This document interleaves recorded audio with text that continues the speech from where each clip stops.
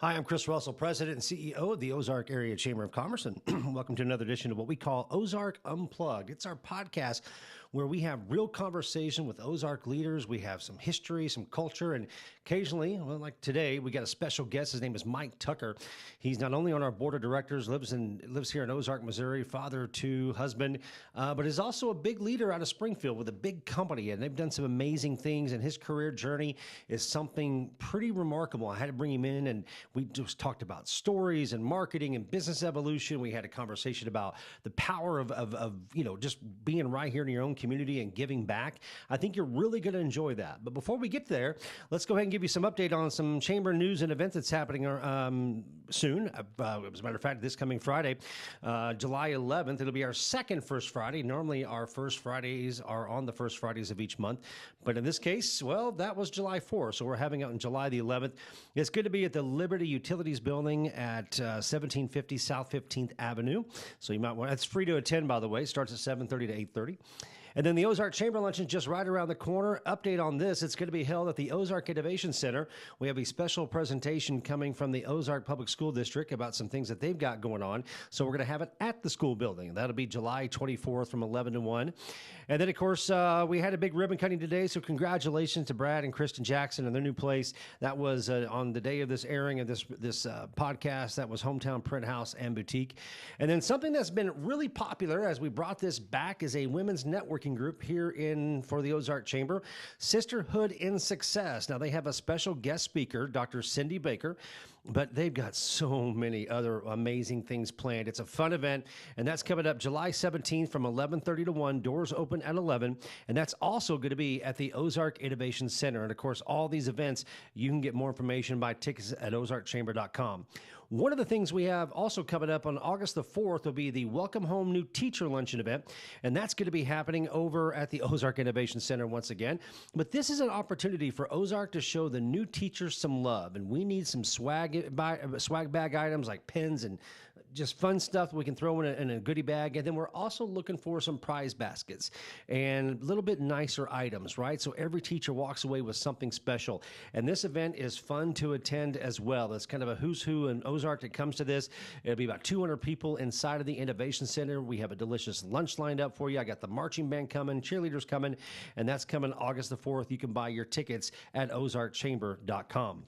Speaking of ozarkchamber.com, we're working really hard to create a really great Ozark community calendar. So we have our chamber calendar and then our community calendar. And if you go to ozarkchamber.com and you click on Ozark calendar, you're going to find a lot of the area events that's happening. So not just what we're doing at the chamber, but maybe what Sertoma's got going on, or maybe it's what the rodeo or the craft festival or other events that are happening. And if you have a local nonprofit event that's happening, please email that information to admin@ozarkchamber.com, and we will do our best to get it up there. As a member, you can log into your portal and upload the events. Now, we're not going to be letting you post. It's the weekend buy one, get one free sale. That's a little bit different. We're talking about free to attend community events or community fundraiser type events. So that's ozarkchamber.com. Click on the Ozark calendar. And then here's the big announcement. So November the 22nd, your Ozark Chamber is in charge of the annual Christmas parade, and it's a doozy this year. It's number 60. Yay! It's going to be starting at about 5:30 in the evening. It is free for chamber members to attend or have a float. We do a small charge for non-chamber members. Nonprofits like churches and youth groups and those sort of things, PTAs, they're all free to attend, of course, and get a float. We're not ready to take signups yet, but I just wanted to give you the theme, that the theme will be a Diamond Christmas, 60 Years of Sparkle. So that'll be our 2025 Ozark Christmas Parade theme. So without further ado, what do you say? Let's just jump in there and let you check out this great conversation I had the other day with my good friend, our board member, and a local leader, Mike Tucker.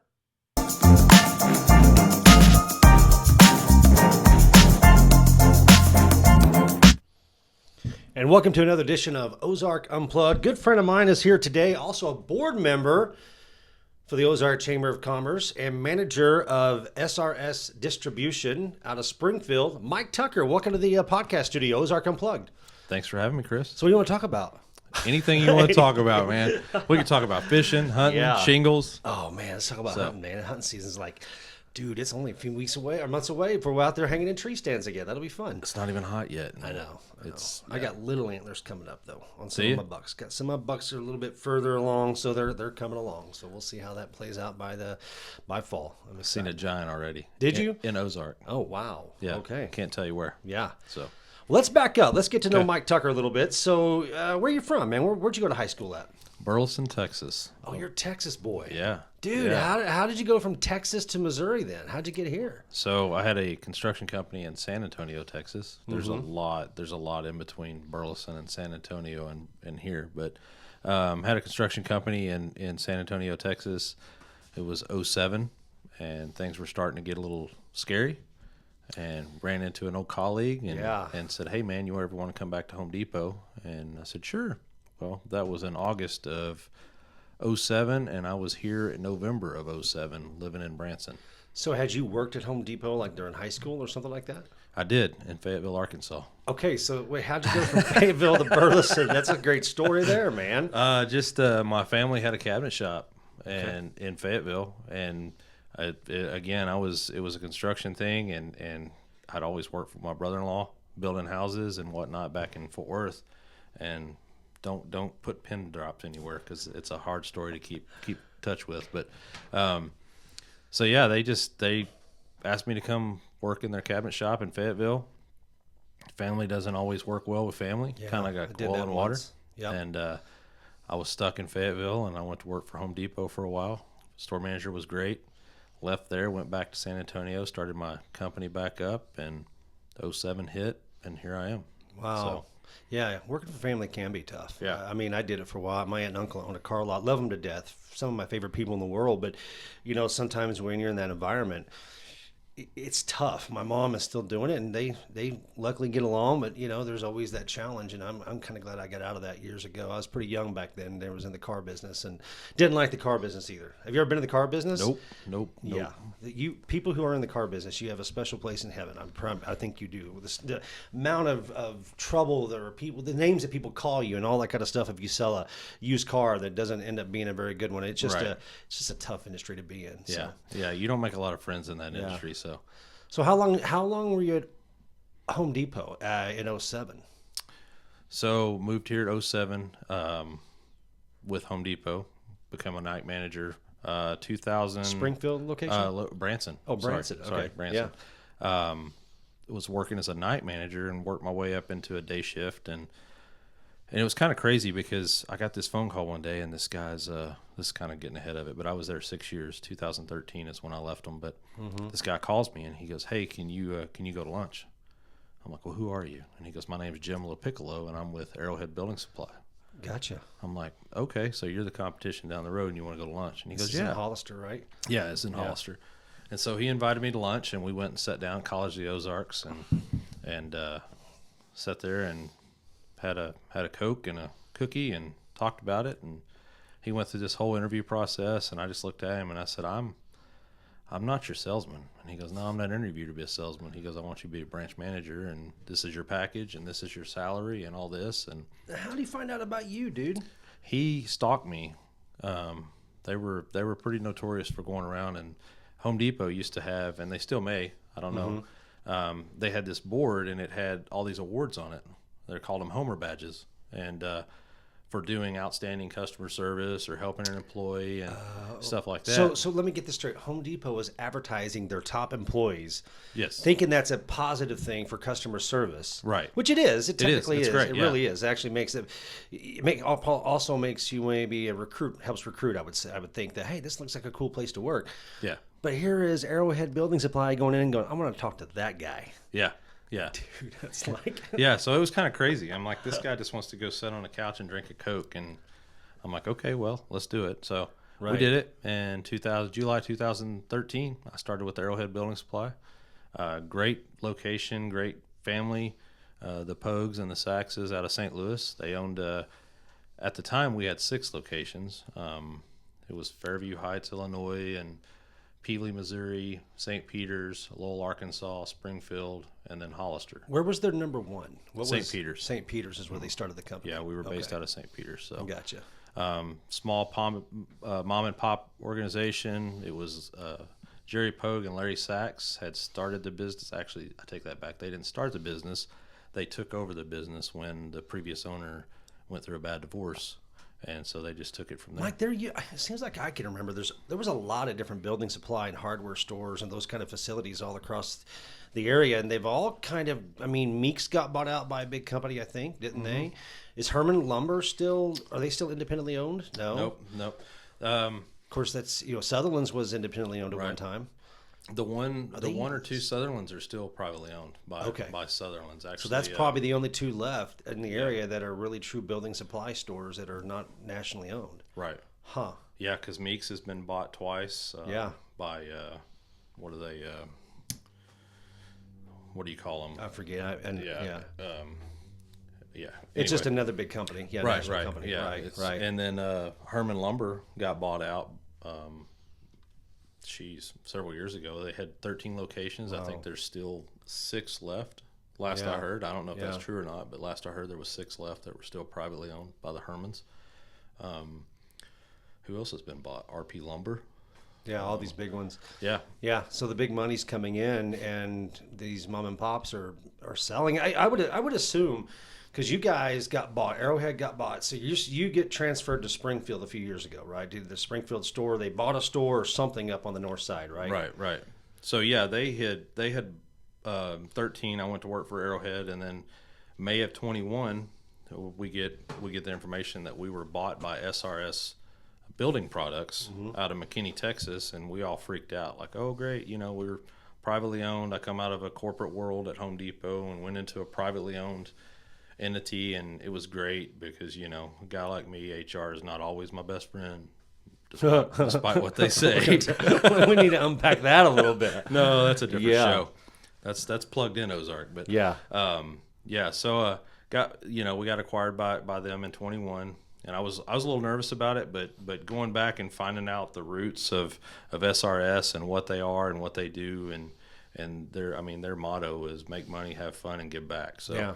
So if you didn't catch that, he used to work for Home Depot, leaves Home Depot, comes back to Home Depot, goes to work for mom and pop, basically a small, pretty big operation, be truthful. It's not like it's an independent, but it is privately owned, right? Right. And then you get bought out by SRS Distribution, which come to find out is Home Depot. Is just recently, April of 24. Yeah. Yes, April of 24, we were actually purchased by Home Depot, and it was probably the biggest acquisition of any kind of distribution building products company whatsoever. $18.5 billion purchase. See, when they change, now this is and I'm not trying to make, this is the one thing about business, that one thing that kind of blows my mind sometimes. There's another company in town that has a kind of a weird name. It's just all letters like that. It's they're like an HVAC company. And my buddy Sam Holiday, he's one of the managers up there. They got a big operation right there on the corner of 65 and I-44. It starts with an M. But anyway, SRS Distribution. That doesn't tell me what you do. And that's why do you think they stick with that name? Because when Arrowhead Building Supply, okay, it's easy. It's just the name, but it's a building supply company, so I know exactly what it is. When I hear SRS Distribution, see, my mind, if I'm not in that world, that's got to be a little bit of an education part on your behalf of letting people know what you do. Right. So if people instantly go, you hear SRS, and they're like, oh, you work for SRC. No, I don't work for the grocery group. I work for SRS Building Products, which is a vertical of SRS Distribution. So we have the mothership. Well, the mothership now is Home Depot, but we have SRS Distribution, which now we just added a third vertical literally this week. We have Heritage Landscape and Poolside.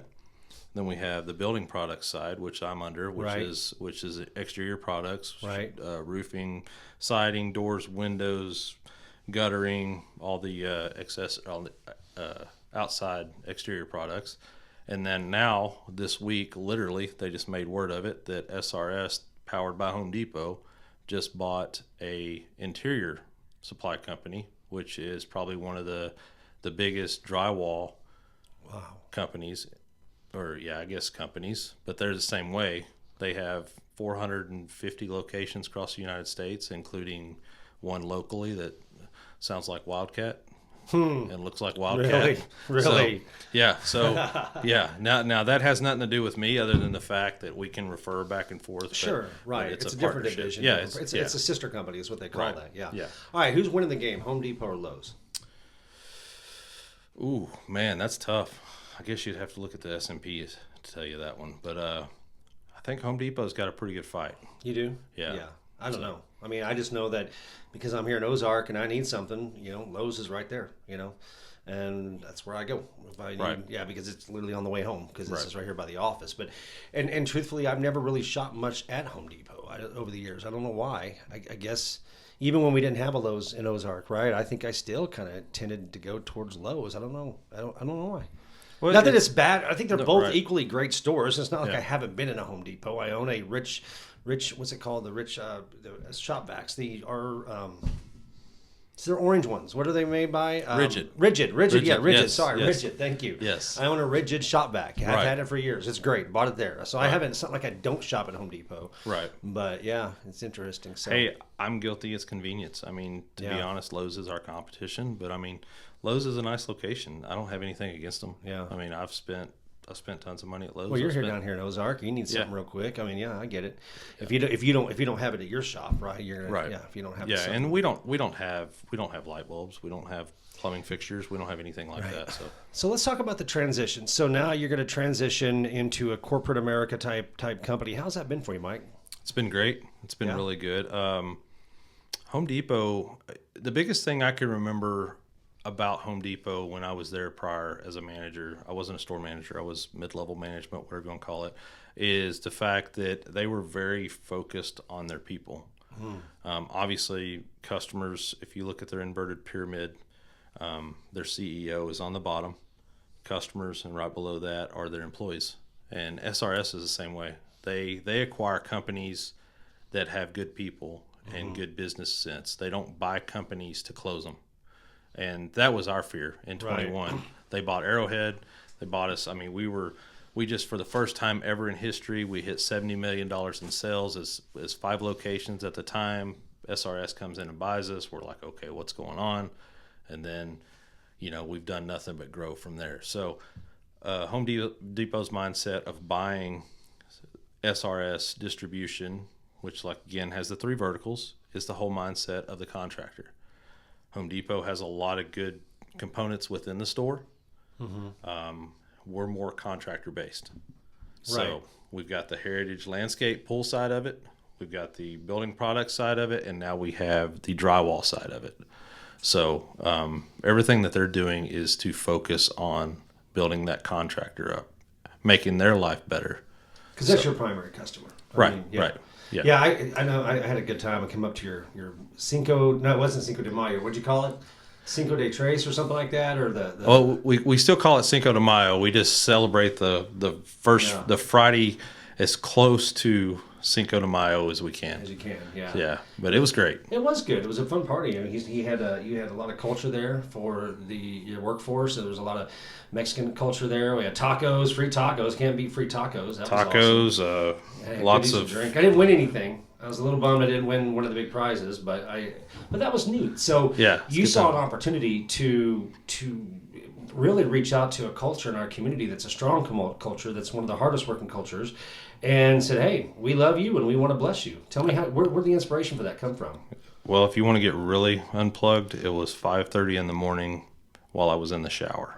Okay. And I was managing down in Hollister, and we had this branch manager or regional manager meeting at Big Cedar prior to this, and I believe it was in the winter, so it was late January, early February, and literally they were talking about how how they have it's called Par Latino, which is our SRS distribution side. It's Par Latino. They have a lot of great partnerships with our vendors because it's all vendor driven, and so listening to this lady named Julissa Chavez with our SRS Par Latino out of McKinney, Texas, talking about it, and it just hit me. It's just like, man, that's our most unloved people that make the biggest impact in our industry. It's the Hispanic workforce, Latino workforce that's putting on the shingles, putting up the drywall, most of the time doing the framing, everything. And it's just like, they're not the only ones doing it, but they're the biggest majority of it. So I was like, man, we gotta try to love on these people. Yeah, as part of I thought it was kind of funny. As part of a commercial remodel project here a while back, and kind of had to lead the charge on that. Really, I guess you almost say general contractor. We technically had one, but when you're kind of in charge, you're going through a lot of the processes. And I always like it it depends on who showed up first, who gets to choose the music. So if it was my plumber guys, it was hard rock all day, right? I mean, that's what those guys were playing, right? But if it was my drywallers, and we were listening to Fiesta music all day. Oh, yeah. So it's like whoever gets there first, right? Yeah. They get to choose the music, and nobody else messes with it. I think it's kind of an unwritten code amongst the construction guys. But yeah, dude, I mean, some of the best painters I've ever seen. So yeah, I thought that was an interesting way to really market to your clients and really build some brand loyalty. Wouldn't you say? Yeah, it's been really good. It's just, the first year we did it, like I said, was in Hollister. It was the first time we tried it. We probably had 300 people show up. Yeah. So, and if you've ever been to our Hollister location, it's way smaller than what I have in Springfield. So I had transferred in April. The party's in May. New branch manager down there adopted this party that I put together. Mm-hmm. So I was back and forth trying to help him, and it turned out great. Well, then I'm like, hey, that's my party. I'm moving it to Springfield. Right. He's like, please do. Take it. Take it. Just take it, because I can't do all the logistics. So do you we think moved. It's helped you gain business? Absolutely. Yeah. Yeah. Thinking outside the box. That's what I love about it. Yeah. So last year, this last party, this one we just had, was way down on numbers versus the year before. But then again, we had a lot of the whole ice raids and whatnot. So everybody's been impacted. Everybody's been impacted by a lot of the workforce downfall. So it was down a little bit. Last year, you could not get in our parking lot. I mean, there was. I still thought it was a great party. Oh, it was great. I'm not disappointed at all. Yeah. We were, fighting the whole political thing with the ice deal and whatnot, and then weather that day. This last one, I mean, it rained up until 9:30. Yeah, I remember texting you going, dude, I think you're going to get it in. I think it's going to happen. And we did, but we were faced against blue skies, and blue skies mean money. Yeah. So for a lot of these contractors. Yeah, that's true. So it was hard to get them there. They still showed up. Party went till 4. They were there. Showed up at 3:30. There was probably 50 of them. Yeah. Hispanics showed up at just trying to capture the last little couple tacos. Got done with their job for the day and swung on by. Yeah. Emptied the beer coolers is what they did. See, what I like about that too is that people are always looking at, okay, well, how do I market, right? What is a key to marketing? Well, let's see. Yes, you have some cost in this. There's definitely some hard costs. I know it's not cheap to do a tent. It's not cheap to do a stage and sound and live music and all that kind of stuff. I get that. But I think it's also, what else can we be doing that's something different that our competition's not doing, right? What are we doing that sets us apart? And I think that's kind of neat because, I don't think I've ever seen, I don't know, I'm not in that world, but I don't think I've ever seen like a block party type atmosphere like that at any other kind of contract or electrical supply or anything like that. Have you ever seen anything like that before? No, it actually went nationwide after we did our first one. No way. Now there's within SRS. Really? Yeah, we were kind of the first ones, and we kind of set the bar. And you remember the big bus that was there? So that guy travels all over the United States. He does tailgate parties for chiefs. Well, he hasn't done one for chiefs yet. He's trying to get in with the chiefs. So if you're listening and you know somebody at the chiefs I can hook him up with, call me, and we're going to get him hooked up. But they do tailgate parties all over the United States. College World Series, Super Bowl. That's the guy's job. That's the guy's job. We have 2 of them. That work for SRS? Work for SRS. They drive a big big RV with a Jeep behind it in the trailer, and they literally go from location to location to location and just throw parties.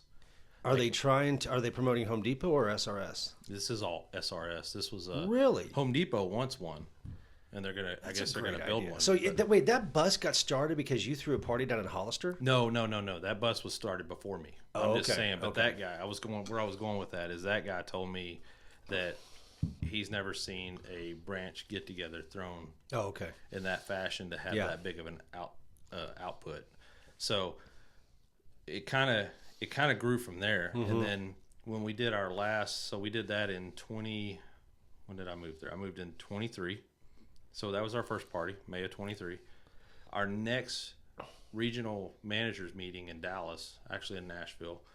They played the video, and majority of the video was Hollister.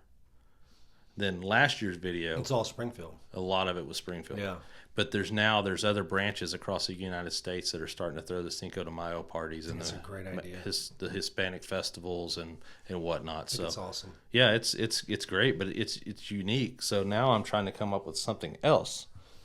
So yeah, I get that. Yeah, you got it, and I can see that too. You know, sometimes things can run its course, right? You know, and you've got to reinvent yourself. That's like any kind of festival. To you know, any kind of event like that, we're always constantly like, you know, this year we're celebrating the 60th anniversary of the Christmas parade. You know, it's a diamond anniversary of the Ozark Christmas parade. What can we do different on the square that hasn't been done? You know, and to celebrate 60 years, can we? So I'm brainstorming right now on that, just trying to reinvent that. So yeah, for the most part, the parade's pretty much the same. Everybody lines up over at the Innovation Center. You go down Jackson Street, you turn on the square, you rob. We got a lot of people, a lot of lights, little judges, all that kind of stuff. That doesn't change. Right. It's the other things that goes, oh, well, hey, we should go to the square this year instead of setting up over near Sonic, right? Or how do we get people excited about something new? So I'm always reinventing, even something that you're already doing. Sometimes you have to do that. We got the best person in this area that does it better than anybody, Johnny Morris, because he's a destination kind of guy. Dude, right? So if we could spend 5 minutes with him, I think me and you we would skyrocket our careers. Yeah, I mean, that guy, you know, and he has invested and you're to some level, what you're in your industry has benefited that, especially in the Branson Hollister area. You know, there's so much of that growth has come because of the investments that he's made into the golf courses, into Thunder Ridge, into the community. And I know I've spent money there. Oh, I have too. And he's invested pretty heavily in here with Ozark, with Finley. Oh yeah, Finley Farms, and yeah. I mean, it's just stuff like that. Just such a visionary, and that's what I would love to be good at is visionizing. I am amazed. I had a couple come in today from Texas, and they had been to Branson, and they were actually physically in the office today, wanting information, thinking about moving to Ozark, right? So I've got all this stuff up here in the lobby, you know, and we're talking about it because now we've heard about the Finley Farms. Where's that at? Very first question that they asked, where is that at?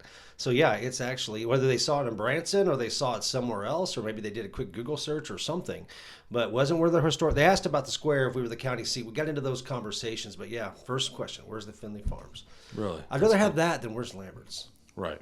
I mean, that's not a hard one to convince. Yeah, you're not wrong. But you know, we need those places because here's the truth. Mike, you've got kids and stuff. You know what it's like. I mean, if you're traveling in from St. Louis, right, and you stop at the Buc-ee's, and the Buc-ee's is out there. And dude, have you been to that Buc-ee's? Oh yeah. I mean, I'm from Texas. I was in. Yeah, right. It's true. The first one I was in was just outside of Houston. We were doing. Was down there with another company. We were supposed to be at a convention, and Hurricane Harvey had just hit, and we took all the workforce or all the people that came to the convention and volunteered and drove from Austin to Houston every day on a bus to go demuck homes in Houston after that horrible flooding after that one hurricane. And then on the way home, we would stop at Buc-ee's. Well, you can imagine when a bunch of tired adults working all day, going into a Buc-ee's, they sell beer. Did you know that? They have beer at Buc-ee's. I do know that. Well, you think about it, though. Buc-ee's, I mean, it's going to take away some of our stop traffic here in Ozark. And here's the reason why. You're with your family of 4 or 5. You're going to get out. You're going to Branson for the weekend, but we're going to stop at Buc-ee's. Out here, there's a Buc-ee's, right? You stop. If you're the dad, what are you doing? You're not stopping again until you pull into your campground, until you pull into your resort down here in Branson. And so what they may have used to stop here in Ozark, maybe it was Lambert's, maybe it was to go see the Finley Farms or something like that. That's going to take traffic away from us. So we've got to look at ways of reinventing to get people to pull in. Maybe it's on the way home, we're going to pull them off on 65. And I think that's something that we as a community, we've got to focus on, especially in another year or so. There's going to be a Route 66 festival celebrating it's not 200 a year. It's something else. I don't think it's not 200 years since we've had Route 66, but it's some anniversary. Maybe it's the 100th anniversary, the beginning of Route 66. And there's going to be festivals all over. And of course, Springfield being the birthplace, obviously there's going to be a lot, but people are going to be traveling that route. And they're going to want to go, hey, we're this close to Branson. Let's go look at it. And how do we pull that traffic off? And that's the same thing that you got to look at your business going, okay, I got a lot of competition out there. What else can I be doing that's going to reinvent myself? Oh, my competition was I can throw a rock and hit my competition. So it's a matter of setting ourselves apart with service. I mean, let's talk about that. How many employees are you handling right now? How many do you have on your team? We're 23. 23. Are you maxed out right now, or are you hiring? No, I could use some more. Really? Yep, I could use some more. Laborers, CDL truck drivers. I'm currently looking if I could find the right person that's an outside salesperson that I could find that would be. I'm not throwing an ad out there because I want to find the right person. I got you. You know, I've put ads out there and it gets everybody. You know, and they got to fill out their forms so they can continue to get their employment. There's those too. Yeah, we get quite a few of those. And then everybody that says they work hard, and I do miss the farm kids down out of C of O would get those from time to time. Come work for us in the summer, and it's just like nobody understands how hard a farm kid works. Who did you have put up your tent? Wasn't Juan? Was it out of Monette? No, different guy. It's Kevin Ryan with Branson Party Rentals. Oh, okay. Well, I know a guy. He does a ton of these tents, and he does all the ones for the duck race down here. And he did them for me in the past, and he does a lot of the firework tents and stuff like that. That dude, he says, here's why I keep my operation based out of Monette, because every one of those kids work hard, and he hires high school kids all throughout the summer and the year to put up these tents because those country boys just go to work. Oh, they don't know any different. They just go to work. Yeah. He goes, Chris, I got to have, this is my workforce, is the Monette and the, those kids out of Monette. He goes, they don't fit. And you can see them all. I mean, these kids, I'm like, if I was a football coach in Monette, I'd say, go work for Juan for the summer. Go put up tents all summer. Right. Go get toughened up. Yeah. It's kind of cool because Ozark baseball, they have a banquet every year, and it's at the OC, and it's a pretty good time because they're at the end. They to raise money, so you can bid to get 3 of the baseball players for, I think it's like 4 hours. Oh, really? Like landscaping, yard work, or whatever you want them to do. Yeah. Oh, nice. Yeah, there's one parent he paid like $1,000 one year, and it's one of the kids' parents or whatever, or a grandparent. Right. So the kids came over and did, I don't know, 30 minutes worth of yard work, and then cooked steaks and just hung out with them. But it's just the fact that you can these kids, if you have a construction project around your house or remodel or whatever, it's like they actually like getting out there and doing it. So I mean, because we've got so many farm kids here. Yeah, it's true. And so many hard workers. But I mean, it's just the point I was making is these people are bidding on these young athletes to come out, and a lot of them have done painting, they've done yard work, they've done cleanup. There's just that's just the mindset that we have. Yeah, athletes are different. You get an athlete, especially in a 6A programs, 5A, 6A programs, where there's football, basketball, baseball, it doesn't matter. Girls, boys, it doesn't matter.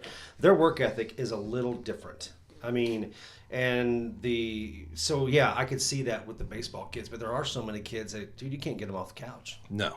You can't get them off the couch, can't get them off the computers, you can't get them motivated. And then now they're going to go into the workforce, and maybe if they get lucky, they'll kind of wise up after high school and maybe go and try maybe that trade class I did take at Ozark High School was maybe I can get into welding, or maybe I should go do the lineman program at OTC. But a lot of times they don't. And then you got so many of our this is going to be a challenge with our workforce in the future. Because right now, I don't know if you know this or not, one of the things that we're seeing is a decline in the number of enrollment in schools. Mm-hmm. And it's not because people are moving. That's not it. We're not moving. People are still coming to Ozark. They're not having 4 and 5 kids, right? They're having 1 or 2 kids, and they're done. And so we're going to see that in the future. We're going to see a decline in workforce. And if we don't figure out a way to whether we go all automated, maybe AI takes over. I don't know. Maybe we all have robots by then. I don't know what that looks like, but that is a challenge. And so that's one of the things that right now we were at I was at a meeting the other night with the Ozark schools and unveiling their new strategic plan.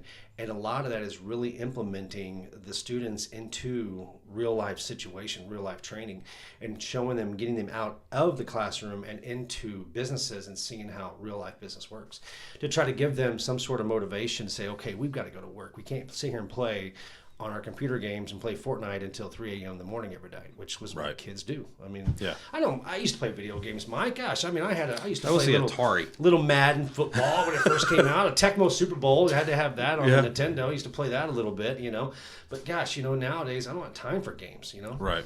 Yeah. I don't even have the patience for them anymore. I can't even. Okay, that's not true. We went down to, he isn't going to see a little bit of geek on me, but I had a conference for that's called the MACO Conference, Missouri, Arkansas, Kansas, and Oklahoma. All four states, it's a Chamber of Commerce conference from those four states. And I've been to national ones, but what I love about the local one is that this is our people. This is Missouri, right. Arkansas, Kansas, Oklahoma. You know, there's a lot of similarities, but you start talking to chambers that are in California or East Coast or something like that, that's a different conversation. But I learned more from that one. But anyway, we get to go to Andy B's. Well, you know how a lot of times at conferences there's always some little fun activity. Well, they ran out Andy B's for 2 hours and you get unlimited gameplay. They got a Star Wars game in there that I really do like to play. And it's kind of funny because I'll be either going, red leader, this is, coming. Such a geek. It's about the only video game that I ever play anymore because I feel like I'm in a Star Wars movie. So right, yeah. Yeah, it's just kind of crazy. Is it like the 3D? Yeah, it's a curved, big, huge curved screen, and you're in a ball, and so it echoes real bad. So it does sound like you're talking on the radio. And I sat there and I kept playing and I walked down, wanted to make sure nobody else wanted to play it. Nobody else got in it. So I literally spent 45 minutes playing a Star Wars game. I never did get past the final scene. I never could get past it. I kept dying, but it was kind of fun. It's about the only video game I play. That's not true. I do play Golf Clash during deer season. Have you ever played Golf Clash? I play a lot of video games in deer season. Yeah, because you just can't look at TikTok and Reels. You can't do any of that stuff, and you got to do stuff that's quiet. Right. Yeah, I like Golf Clash. It's like a little. That's a good one. It's a good one, but unless you're like all of a sudden it's your turn, you're in a match, you're literally playing against somebody else on the internet, and then all of a sudden here comes action, right? Yeah. And you're like, crud, I guess I'm gonna forfeit. Wait, no, it's just a spike. All right, let him go. And I just keep playing golf. Guilty. Guilty. Yeah, I'm not messing up a good game for a spike. Right, no way. So, unless it's the last day of the season. If he smells me, who cares? Yeah. Whatever, I'm playing golf. But you were talking about the workforce. It's funny you brought that up because that's been a huge discussion and hot button in this area nationwide. Yeah, it really is. Especially in the construction industry. And it's really heavy in the construction industry because growing up, people, they were kind of taught the trade. And now we don't have the sons and the daughters filling the seats of dad. Mm-hmm. It's not them anymore. Dads are having to, or business owners, construction owners are having to go out and seek other people to come in and take over their business because nobody else wants to fill that seat. I was recently added to the Springfield HBA Workforce Development Board at our second meeting the other day, and we're actually doing a program with the Boys and Girls Club in Springfield where we're going to actually we're going to build some picnic tables in 3 days. Mm-hmm. So I'm kind of excited to go do that at the end of this month. So hopefully we'll have more information on that. Yeah, I like that. So I'm in a lot of these conversations about workforce development. We're always in these conversations about economic development. And I come out of these conversations and I'm like, well, what did we do there? We just talked about what we already know. We just talked about what we already know. Yeah. We already know that there's a decline in student, enrollment in public schools, and the other part of that too is the increase in homeschooling. So there's two different things that are happening there, where homeschoolers don't really have the programs, like especially at the high school level, to teach that trade, right? They're not getting exposed. Oh, I can go take a welding class. Oh, I can go do an HVAC class. The Ozark Academy program is really unique. I'm excited to see where they go with that. But homeschoolers is the other side of that too. But again, we just talk about it. It's like, what are we doing? I think there's some programs, OTC, they started that lineman program over there, Right. And that, I think Cliff said to me that this is the first year, this was the first graduating class to go through the 2-year program. And it's growing. You can come out of high school as a lineman making 50 to 60 grand, your first job, let alone when you get experience enough and White River wants to hire you or Liberty wants to hire you or something like that. Yeah, absolutely. Yeah, you're right, though. We have a problem. But I don't see anything being done about it. No, and I've gone to the workforce development meetings in other counties and other cities and economic development meetings in towns and cities and counties. And you're talking because nobody really has the true answer to the problem because the problem lies within. And it's all sectors too. We talk about your impact. You see it in the construction industry. I see you see the business side of it too because it's what you do. But the other challenge, and I think Springfield's getting there. We're a long way from it. However, we have a lot of talent leaking out, meaning that they go through our high school programs, get a first grade education out of high school, now they're qualified. My daughter's a prime example. Graduates from Nixa, ends up going to Belmont University, which is Nashville, Tennessee, loves it there. Then she got to do an internship and a grant program to go out to LA for a semester. That she really loved because she's in the music industry. She wants to be in the music industry. God bless her little heart. Oh, she makes it. She texted me the other day, Dad, I got another song I want to try to release. I said, okay, honey, let me know when to share it. That's awesome. Yeah. Anyway, I'm like, okay, they're not wanting to come home. Until maybe they're further down in the careers. Maybe they went and had their entry-level career job and they tired of the big cities, but they like that big city life. They like that lifestyle, everything being right at their fingertips. And I think Springfield's getting better with that. But when you look at Ozark and Nixa, unless you're a young family that you're thinking about, okay, I got to think about where my kid's going to go to school in 5 years, you may not be looking at moving back. You don't want to come back to Ozark. We're not attracted. We don't have anything. Ozark has, I would say, a little bit more than most with our trail system. A lot of the younger generation loves to do the hiking trails. They love the nature part of it. That's an important thing. But we don't have the housing for it, right?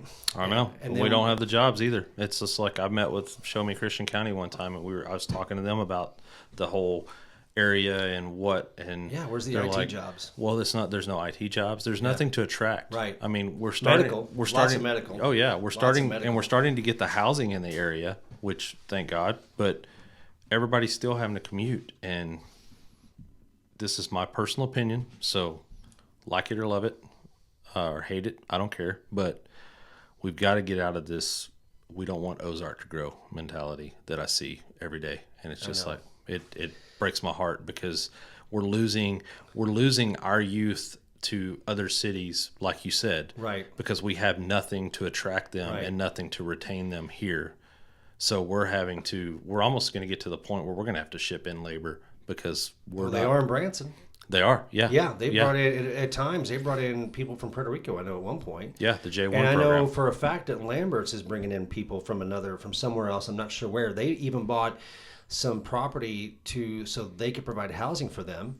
I think so. Our cities had to do the same thing. They've had to recruit some people, and they created housing, right, to house their workforce.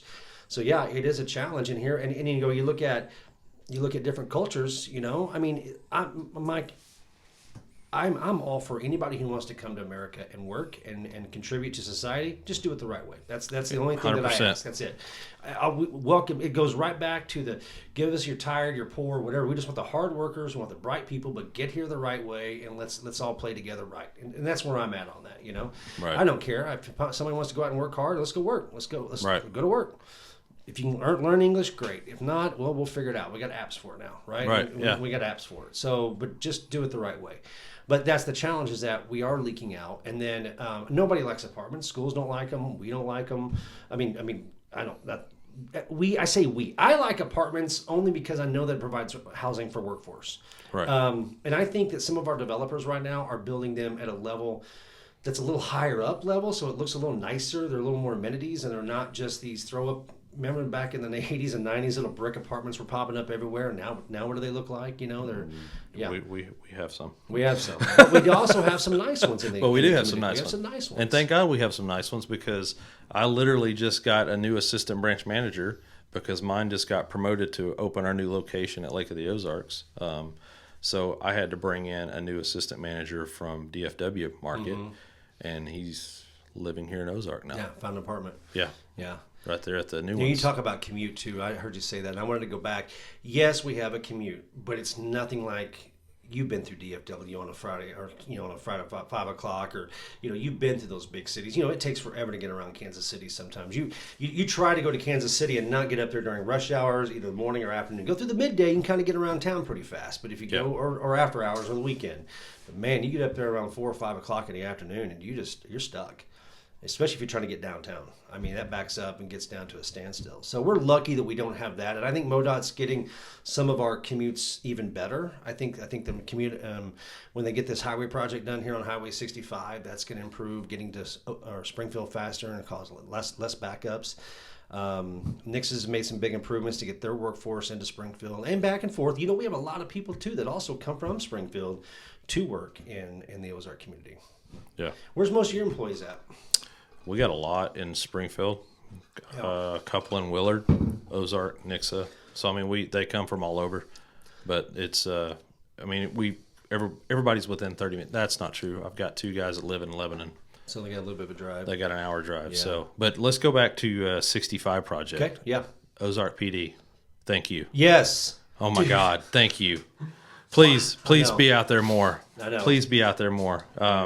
Yeah, I'm not going to say I'm an angel and I don't speed from time to time, but sorry, some of these idiots need to be pulled over a lot more often.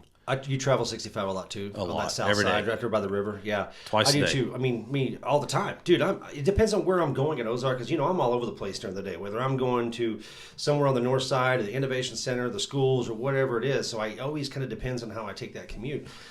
I'll go 45, 55 through there. I think that's what it is, 55 right now. And people are coming by on those 10-foot lanes running 75 to 80 mile an hour. And I'm like, dude. And then some of those guys are those big trucks.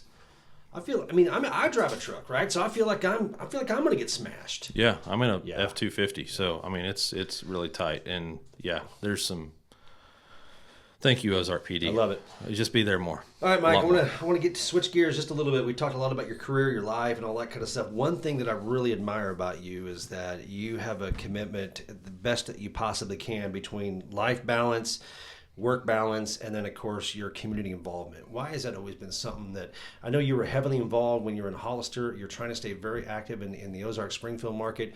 What drives that, and what benefit do you see that?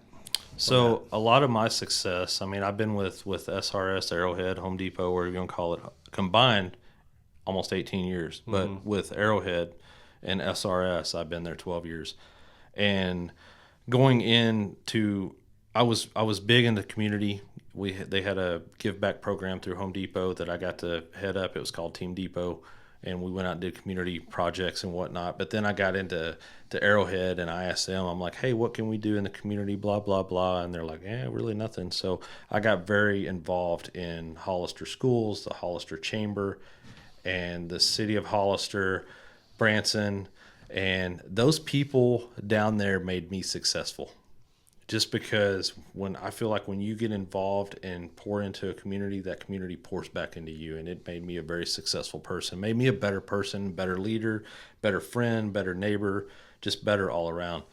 Ozark, like you mentioned earlier, I've got 2 kids. I've got a 3.5-year-old and a 10-year-old, and they're growing up in this community. Yeah. And I want to know who they're growing up with. And if I can pour into this community and have a good legacy for my kids to walk into, and I just want to have an impact on where my kids are going to grow up. So I like what you said, getting involved in the chamber, because SRS Distribution, when you come to a chamber luncheon, well, there's a few times, sometimes we get some roofing contractors in there, you get a few possible customers in there, but you're not like, you're there because it helps you become more well-rounded. And like what you said, whether you're presenting or whether you're participating or just learning something, you're taking away something that from that, what I'm hearing what you're saying, that's not just a customer, but it's a growth opportunity. Yeah, it's a relationship. Yeah. And it's not just a selling relationship. I mean, obviously people buy from friends and people buy from people, but I go and get involved a lot of these for the relationships. And it's not just because I love to connect people. I'm like a dating service for contractors and homeowners and whatever, but not dating. But I mean, I love to, like Show Me Christian County. We just had a recently I was able to put some people in touch with them that was looking for another location or whatever outside of our area, but they knew of a need. And it's just building those relationships, and people lean on me, I lean on them, I lean on you, and vice versa. And it's just, that's the main thing I get out of it, is relationships. Yeah. So sales, the sales will come, but I don't know if you saw it or not. You introduced me to the people that they just recently joined the Springfield Branson Roof Company. Yeah. Did you see their social media post after Yes. after the chamber luncheon? Yes. Dude, I had to share that back to the chambers. It was so good. You connected me with them. I just said hello to them. We just did a normal chamber luncheon. As a matter of fact, the last subject was good information, but kind of boring, right? Property fraud. Right? It's not very sexy, but it's important. It was something I guarantee a lot of people probably that day went and downloaded that app and signed up and are now watching their title. You know, I'm sure they did that. However, they made a post on there and go, man, what a wonderful experience. I love it when we hear that, when we have first-time visitors that come to one of our chamber luncheons. And they get impacted. Yeah. And knowing those people as well as I know them, they'll impact back in a positive way. So, and I'll like contractors' personal stuff, but I won't ever share because it gets into too much political. Sure, but, dude, you can't choose one over the other. Yeah, Daniel and his team, they're great people. So, my rule of thumb is, because, we got to be careful too. Are we promoting one company over another? But if you're tagging the chamber, we make it kind of clear. If you've tagged us, we're probably going to share it, So we try to watch for it. The bad thing is, I didn't even see that one until like 2 days later, I think, when it was retagged by someone that took a picture with him during the selfie moment, which was Set the Stage, another new chamber member. I'm like, oh, and then I saw the post. I'm like, this is crazy how good this is. So then we shared it. But you got to make sure you catch them all, right? That's the other thing, man. Yeah. It's tough. Think about me. We got like 3 members that all do printing and signs and banners, right? Right. So I got to throw a little love to all of them, because we do all these different events throughout the year, and I'm like, okay, well, Marketplace can do this. So you know what I mean? Yeah, I know exactly you have to be very careful. You don't want to hurt anybody's feelings. Yeah, like what happens if you get a leak at your roof, right? Who you gonna call? Yeah, they're like, no, you call him because you're like him better. Yeah. So been there, done that. Got the T-shirt. Yep, I got it. Well, Mike, I've been enjoying talking to you, man. It's fun. Yep. Yeah, the goal of these is just to have a conversation. I don't know. Hopefully somebody out there listened to the whole thing. We had pretty good listeners on the first one. It was about Buff Lamb, so kind of a legend here in Christian County, kind of a rowdy old Christian County sheriff back in the 70s or 60s, actually 40s, 50s break, 60s, 70s, early 80s. He was kind of the mean old sheriff, but also had a big heart. So we found out about that. That was on the first one. But no, I'm looking to grow. This is just about conversations, and maybe somebody takes something away from this. I think it was really good talking about how you're thinking outside the box. You started doing the Cinco de Mayo type parties. That kind of did something new. How you did the transition from a major corporation into a mom and pop into the major corporation. So anyway, hey, did you notice that you can move it if you wanted to? There's that old Consumers, the old that erected by McDonald's on Highway 14 used to be that distribution or that Discount Dave's or something over there. You remember where that's at? It's empty. They got Phase 3 power, big old huge bay doors, big huge showroom. You should move SRS down here. I would love to move SRS down here. I don't know if there'd be enough room for you or not. I don't know how much you've got back there in the back. We've got 15 acres that we... Oh, you got 15 acres? It used to be 84 lumber, right? Yeah. And it still looks like 84 lumber. It still looks like 84 lumber. It's crazy because in Fort Worth, when I was 18, my first job out of high school was I worked for Payless Cashways. Oh, that was another one that looked. Yeah, I forgot about Payless Cashways. Somebody said this used to be a Payless Cashways too, not just an 84 lumber. Yeah, that sounds about right. I think. Yeah. So, might be. But it's crazy because I still have nightmares. If you walk in our backyard, when you walk straight in, there's a building across the back, and that was our concrete, our shingles, our drywall, and something else was back there. But when I was 18 and in the summer in Texas and middle of July, and a truck and a 16, 18-foot trailer comes pulling in, I learned real quick how to make people disappear, because as soon as they pulled in, they all disappeared, and I had to hand load 80. Oh my gosh. There's 42 bags of 80-pound concrete on a pallet of concrete, just in case anybody didn't know that. So no forklifts, nothing like that back then? Oh, you'd have to hand load them. They would want them, you'd pick them up with a forklift and get it close to the trailer, and then they wanted it spread out. They wanted all 42 bags or 84 bags as it usually be. That built some muscles. I was pretty ripped back then. Now First night I was working, it was Ramey's back then, before Ramey's changed their names to Price Cutters, and I had a job bagging groceries in high school, right? Yeah. So I'm at my first night, no clue. I've been bagging all day. I get the first shift's a Saturday. It's a busy Saturday. You're just bagging groceries all day. This is back when you actually we would do carryouts. Remember that, Mike? When the grocery stores would actually take your bags to your cart for you? Yeah. That doesn't happen anymore. No. No, now they just walk up to your cart. Now I guess they kind of do now. you go back to the old school because now you're just ordering online and they'll just bring it right out to you and you don't even have to get out of your car. Yeah. I mean, but the Harder House still brings your groceries out if you need them. They still got that hometown. But I got down, it was like the last 2 hours and go, okay, Chris, you can stop bagging now. Okay, all right. We need you to mop the floors. And now we have to go and sweep. And we didn't have like a little driving thing back then. Literally, it was just, I was 16 years old back in 1990, whatever it was, and dude, you just mop the floors. Yeah. And it was a pretty big store too. So you just have to mop them. And then every other night we had to run the buffer. So you'd have to run the buffer. Then Ramey came out, they changed the price cutter. They did a big remodel. And now we had to buff them every night because, they were brand new floors and all that stuff. So, yeah, but luckily I'd grown some seniority by then, so I didn't have to do all the mopping. But you remember that? You always start from the bottom, man. Oh, yeah. Got to start from the bottom. Yep. Yeah. Absolutely. Well, Mike, appreciate it popping in, man. Hope you had a good time. Heck yeah, this was great. Thank you. All right, man. All right, have a good day.